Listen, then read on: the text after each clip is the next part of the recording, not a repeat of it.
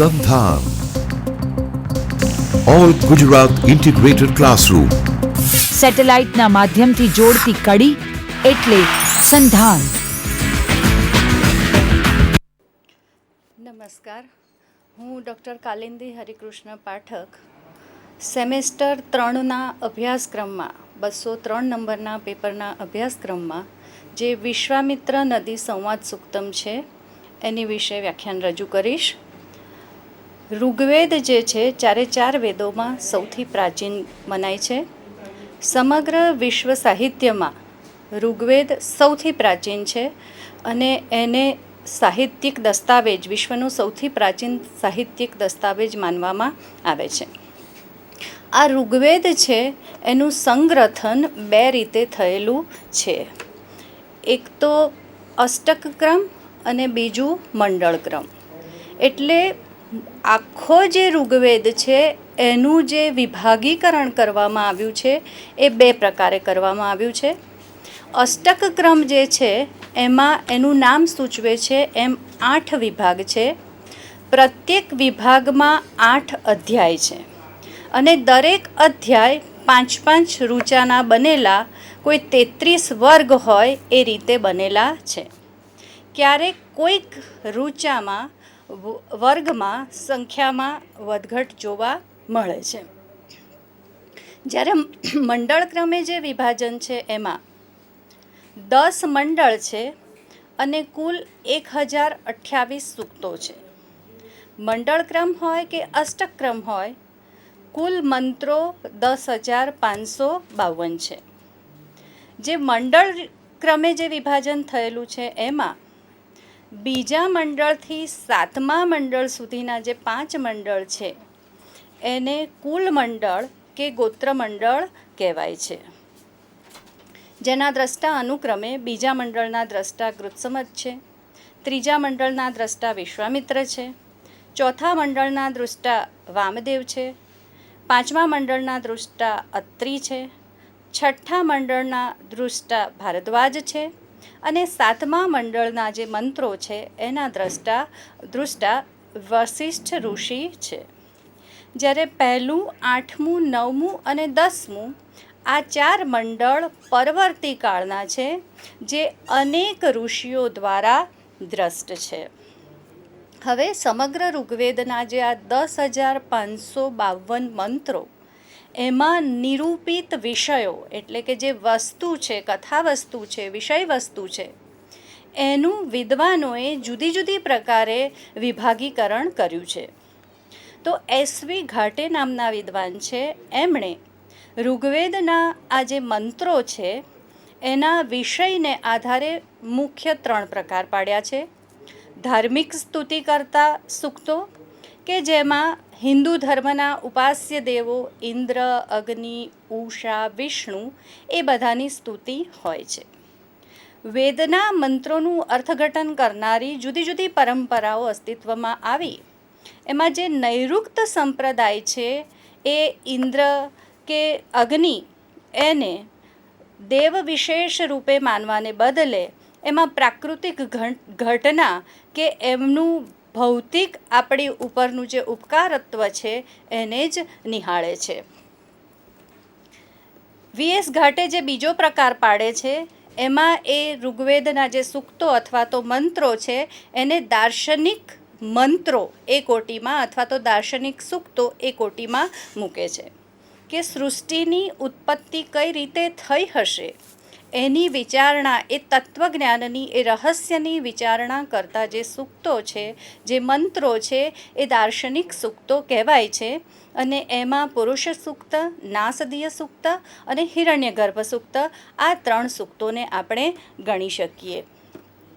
VS ઘાટે જે ત્રીજો પ્રકાર પાડે છે એમાં વ્યવહારિક કે બિન સાંપ્રદાયિક સૂક્તો છે કે જેમાં કોઈ ધર્મ વિશેષ સાથે સંકળાયેલા દેવતાઓની એટલે હિન્દુ ધર્મ સાથે સંકળાયેલ ઇન્દ્ર, અગ્નિ જેવા દેવતાઓની સ્તુતિ નથી કે એમાં તત્વજ્ઞાનની ચર્ચા નથી, પણ મનુષ્ય માત્રને એના જીવનનો વ્યવહાર સારો સરળ બનાવવામાં ઉપયોગી થાય એવા વિષયોની ચર્ચા કરતા જે મંત્રો કે સૂક્ત છે એ ભિક્ષુ સૂક્ત, દાનસ્તુતિ, ભિક્ષુ સૂક્ત કે દાનસ્તુતિ નામે ઓળખાય છે.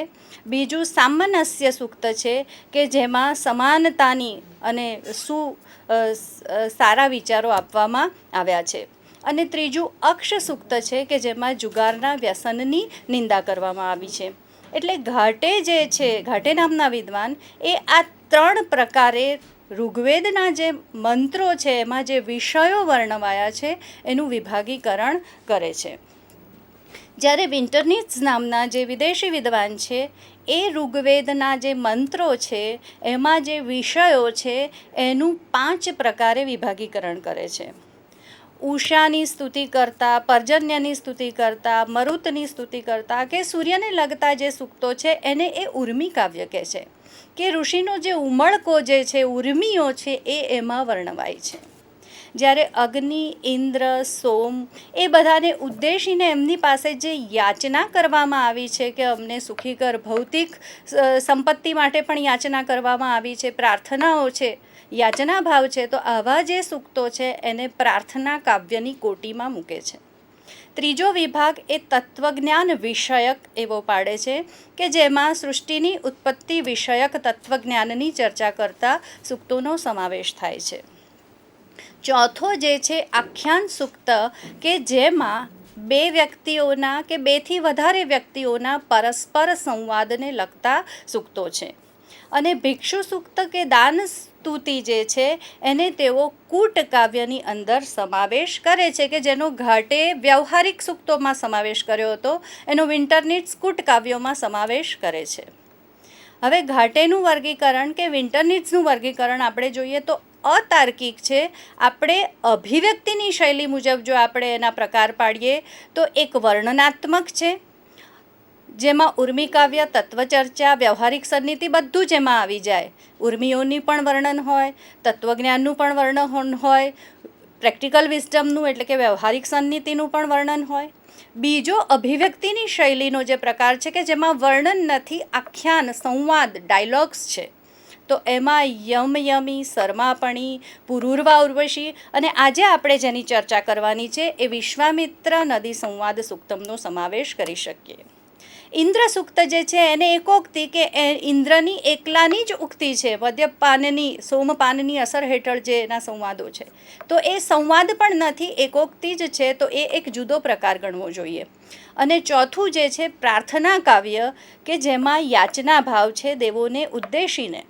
અને આ પ્રકારનું જો અભિવ્યક્તિ મુજબનું જો વર્ગીકરણ કરવામાં આવે તો દરેક સૂક્તમાંથી પણ અમુક મંત્રો અમુક વિભાગમાં આવે અને બીજા મંત્રો બીજા વિભાગમાં આવે, એ પ્રકારનું વર્ગીકરણ થઈ શકે.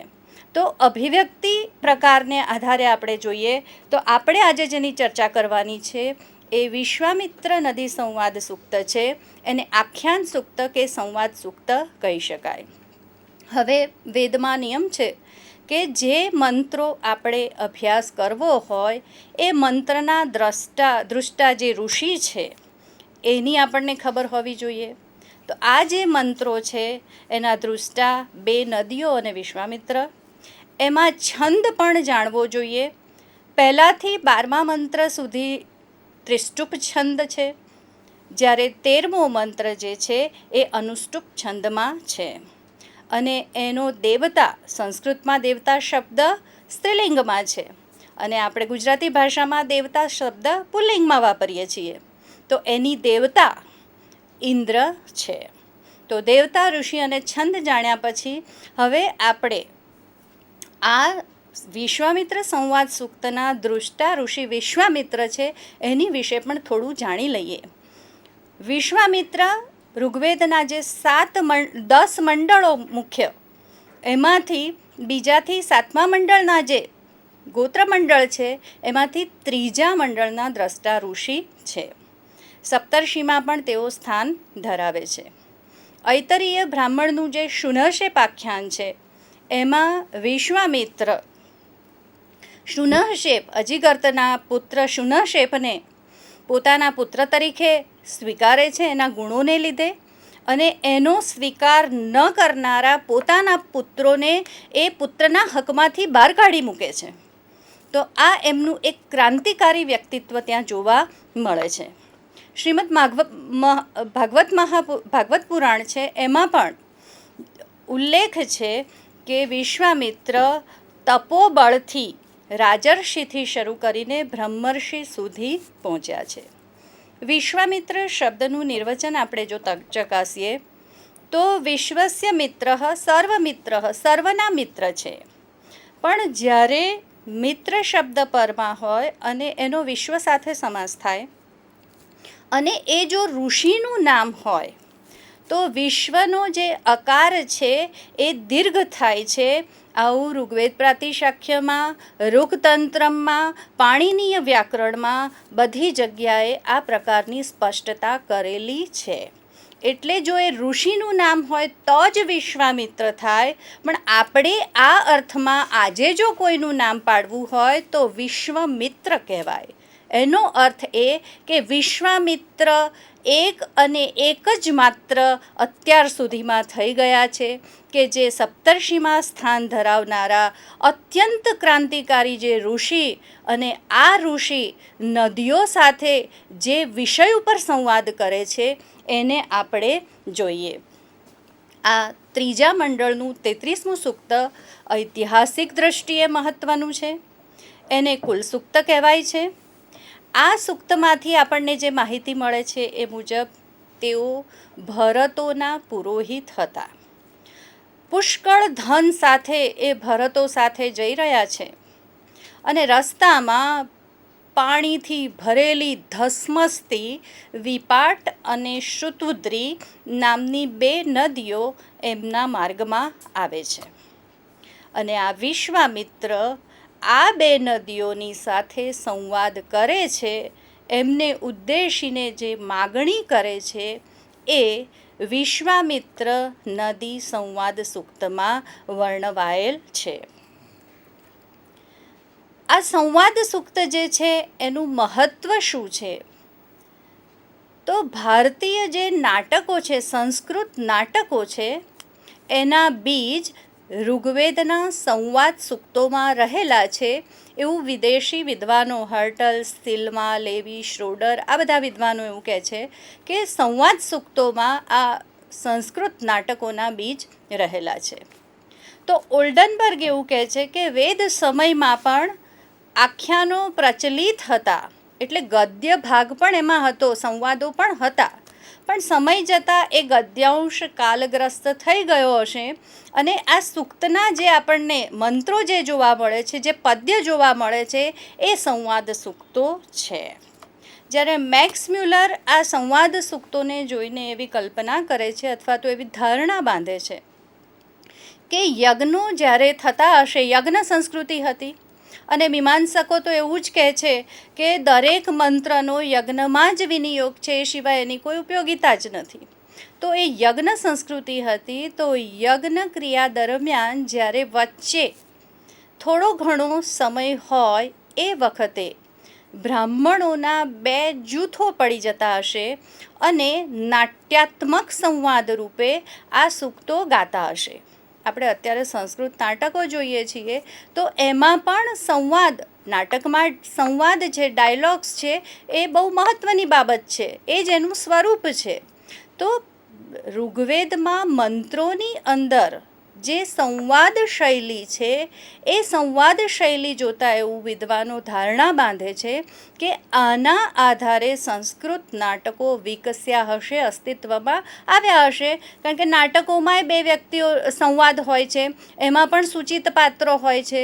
તો આ સંવાદ સૂક્તમાં પણ આપણે જોઈશું કે વિશ્વામિત્ર અને નદી વાત કરે છે, એમાં પણ સૂચિત પાત્રો એટલે બીજા પાત્ર, એના પરાક્રમો, એના ગુણગાન એવું બધું આવે છે. એટલે આ જે મૂળ અંશ, મૂળ જે સાર જે છે નાટકનો, એ આ સંવાદ સૂક્તોમાંથી વિકસીને નાટકો બન્યા હશે. વિન્ટરનીઝ એવું માને છે કે નાટ્યાત્મક અને ગાનાત્મક સંવાદ સૂક્તો એટલે અભિનય પણ છે, નાટ્યાત્મક છે, અભિનય પણ છે, અને ગાનાત્મક સાથે એ ગાવામાં પણ આવે છે કે ભાઈ બ્રાહ્મણના બે જૂથો અભિનય કરતા હશે અને ગાતા હશે. તો એ અંગ્રેજી કથાકાવ્ય આપણે જે જોઈએ છે બેલેડ, વીરગીતિ કાવ્ય, એ બંનેની વચ્ચે પણ ઘણું બધું સામ્ય જોવા મળે છે. એટલે વિશ્વામિત્ર અને નદી એ બંનેની વચ્ચે જે સંવાદ થાય છે, વાતચીત થાય છે, એ આપણે એક પછી એક એમના સંવાદો સમજતા પહેલાં આપણે એ પણ જાણી લેવું જોઈએ કે આ સંવાદ સૂક્તો એ સંસ્કૃત નાટકોનું મૂળ સ્ત્રોતરૂપ છે. પહેલો જ જે મંત્ર છે એમાં વિશ્વામિત્ર નદીઓને ઉદ્દેશીને કહે છે, પ્રપર્વતાનામુશતી ઉપસ્થા દશ્વેવ વિશિતેહા સમાને ગાવેવ શુભ્રે માતરારિહાણે વિપાટક્ષુતુદ્રી પયસા જવેતે. વિપાટક્ષુતુદ્રી પયસા જવેતે, વિપાટ અને શુતુદ્રી જળ રાશિ સહિત ધસમસે છે. તો પર્વતાનામ ઉપસ્થાત, પર્વતના ખોળેથી છૂટી પડીને, આપણને ખબર છે કે નદીઓનું ઉદ્ગમ સ્થાન પર્વતો છે. બધી જ નદીઓ પર્વતના એનું મૂળ પર્વતમાં રહેલું હોય છે. તો એ અહીંયા જે ભૌગોલિક સ્થિતિ જે છે એનો ઉલ્લેખ છે કે પર્વતના ખોળેથી એ છૂટી પડેલી છે. જળરાશિ સહિત ધસમસે છે. આપણી સામે એક દ્રશ્ય ઊભું કરે છે કે વિપુલ જળથી ભરેલી આ નદીઓ હશે. અને આ નદીઓ કેવી છે એની માટે બે વિશેષણો વાપર્યા છે. પરસ્પર સ્પર્ધા કરતી ઘોડી જેવી, અને બીજો છે અશ્વૈવ વિશિતેહા સમાને, પરસ્પર સ્પર્ધા કરતી બે ઘોડી જેવી. અને બીજું વિશેષણ છે ગાવેવ શુભ્રે માતરા રિહાણે, વાછરડાને ચાટતી બે ધોળી ગાય જેવી. તો જળ જે પ્રવાહ છે, ધસમસી રહ્યો છે, ફીણ